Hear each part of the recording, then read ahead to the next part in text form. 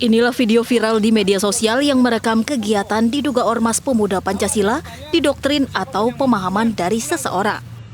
Seragam yang dikenakan sejumlah orang dalam video ini mirip dengan ormas pemuda Pancasila yang menyerang perwira polisi saat unjuk rasa di gedung DPR Jakarta beberapa hari lalu. Sementara pihak pemuda Pancasila membantah adanya doktrin membunuh kepada anggotanya. Ini adalah tindakan yang tidak pernah didoktrinasikan sejak pemuda Pancasila berdiri sampai hari ini. Bahkan Bapak Ketua Umum kami, Pak Japto, itu me-WA saya mengatakan suruh mereka baca tentang ADART dan hal-hal yang terkait dengan peraturan organisasi dan platform perjuangan.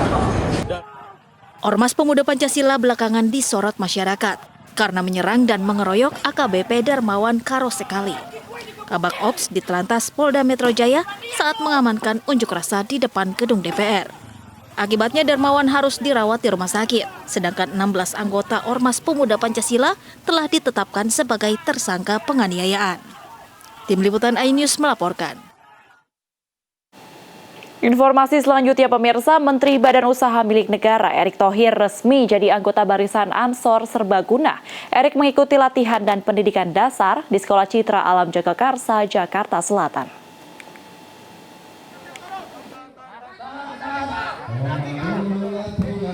Erick Thohir mengikuti latihan dasar Banser mulai berbaris dengan jalan jongkok hingga merayap di bawah tali temali. Semua dilakukan agar lolos menjadi anggota Barisan Ansor Serbaguna atau Banser. Usai pelatihan, secara simbolik, baret dipasangkan kepada Erick Thohir sebagai tanda resmi menjadi bagian Banser. Hari ini sesuatu yang luar biasa buat saya. Saya dulu pernah cita-cita jadi TNI, tetapi garis tangannya jadi pengusaha. Alhamdulillah, cita-cita saya hari ini terjawab. Saya dibuka dengan hati yang luar biasa oleh saudara-saudara saya yang ada di Banser. Erick menyampaikan, Banser menjunjung tinggi keberagaman yang jadi kekuatan Indonesia. Tim Liputan iNews melaporkan. Pemirsa, Konvensi Rakyat Partai Perindo menjadi gagasan yang terlembaga, terarah, dan terukur yang dikemas secara digital. Pencalonan berbasis teknologi informasi ini akan meruntuhkan sekat antar kelompok, suku, agama, ras, dan juga kelas ekonomi.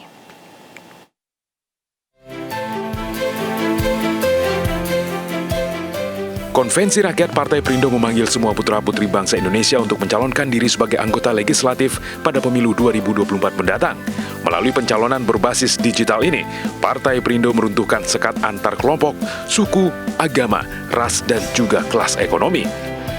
Terlebih Indonesia yang memiliki bonus demografi juga memberikan peluang bagi generasi muda untuk mewarnai iklim demokrasi tanah air.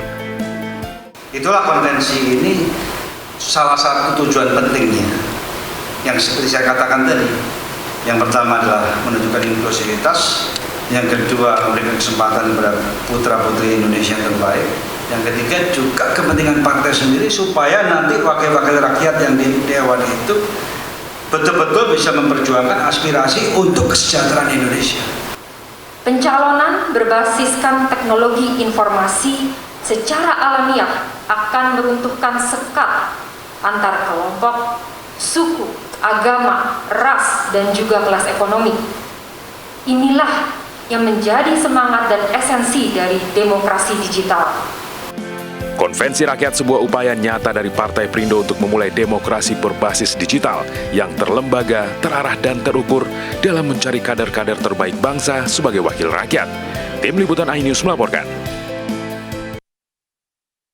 Relawan Front Ganjar Puan atau FGP pada Minggu siang mendeklarasikan Gubernur Jawa Tengah Ganjar Pranowo dan Ketua DPR RI Puan Maharani menjadi pasangan Capres dan Cawapres pada Pilpres 2024. Front Ganjar Puan atau FGP mendeklarasikan dukungan untuk Gubernur Jawa Tengah Ganjar Pranowo dan Ketua DPR RI Puan Maharani untuk maju dalam Pilpres 2024. Mereka menilai pasangan Ganjar dan Puan adalah sosok pemimpin yang peduli terhadap rakyat serta adil.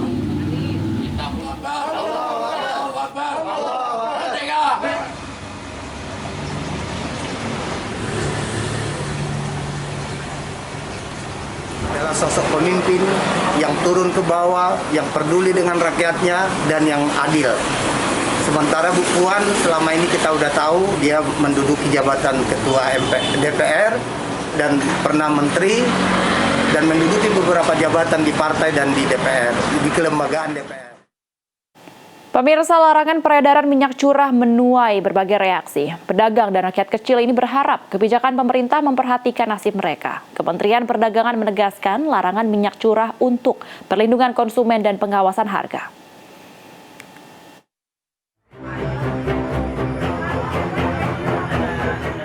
Rencana penghapusan minyak goreng curah dari pasaran menuai berbagai tanggapan.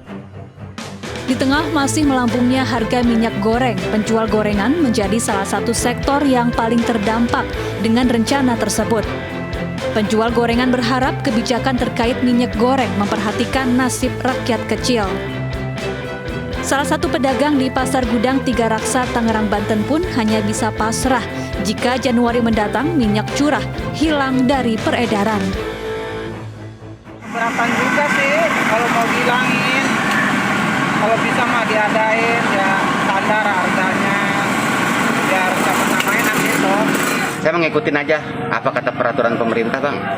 Itu kalau memang yang terbaik minyak curah itu menurut pemerintah harus ditiadakan, kami mah seorang pedagang oke-oke aja. Di Yogyakarta, suara keberatan juga datang dari kalangan pedagang. Ya nggak setuju, aku kasihan sama yang pedagang kecil-kecil mah. Kalau bisa ya dilanjutkan pakai yang ini. Siap, ya. Soalnya yang barunya udah Mas, udah mahal ini. Yeah. Per liternya sudah 28, kalau ini 18. Ini kan sajanya aku ya kasihan ini. Kementerian Perdagangan berdalih larangan peredaran minyak curah sudah melalui diskusi dengan pemangku kepentingan termasuk produsen. Menurut Kemendak, larangan minyak goreng curah sebagai bentuk perlindungan terhadap konsumen dan pengawasan harga. Berbeda dengan kemasan. Kalau kemasan, karena sifatnya bisa disimpan dalam jangka panjang, bisa diproduksi terlebih dahulu, sehingga harganya relatif terkendali kalau untuk minyak. Dan untuk ini pemerintah juga sudah mengantisipasi dengan mewajibkan peredaran minyak goreng kemasan. Tidak diizinkan lagi mulai 1 Januari 2022 minyak goreng diedarkan dengan dalam keadaan curah. Lebih lanjut, Kemendak mengakui larangan peredaran minyak curah akan memicu inflasi sesaat. Kendati demikian, pemerintah telah menyiapkan sejumlah antisipasi dari berbagai dampak yang mungkin terjadi.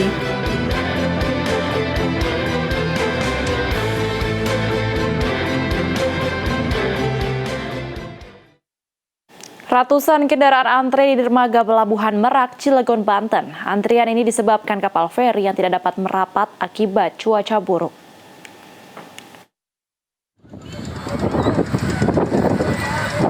Gelombang tinggi setinggi 4 meter menghantam perairan Selat Sunda Minggu pagi. Kapal feri sulit merapat di Pelabuhan Merak, Cilegon, Banten akibat cuaca buruk. Akibatnya baik penumpang kapal maupun kendaraan tidak dapat diturunkan. Sementara kondisi di dalam feri terekam video amatir, truk oleng dan air laut memasuki kapal. Imbas dari cuaca ekstrim juga membuat ratusan kendaraan baik truk ekspedisi maupun kendaraan pribadi tertahan sehingga membuat antrian hingga keluar Pelabuhan Merak. Kita harusnya jam 10 itu udah masuk karena memang gelombang yang besar, akhirnya kapal-kapal kesulitan untuk bersandar, akhirnya kita nunggu, harusnya tadi jam 10 itu. Dan sampai sekarang sudah mau pagi, kita masih belum bisa masuk. Dan sama juga seperti yang lainnya. Dan dengar dari kawan juga, emang kayak kita emang nggak bisa bersandar kapalnya. Gelombang setinggi hingga 4 meter berpeluang terjadi di Laut Natuna Utara, perairan utara Kepulauan Natuna, perairan barat Lampung, Selat Sunda bagian barat dan selatan, perairan selatan Jawa Bali, Samudra Hindia Barat, Lampung, dan selatan Lombok.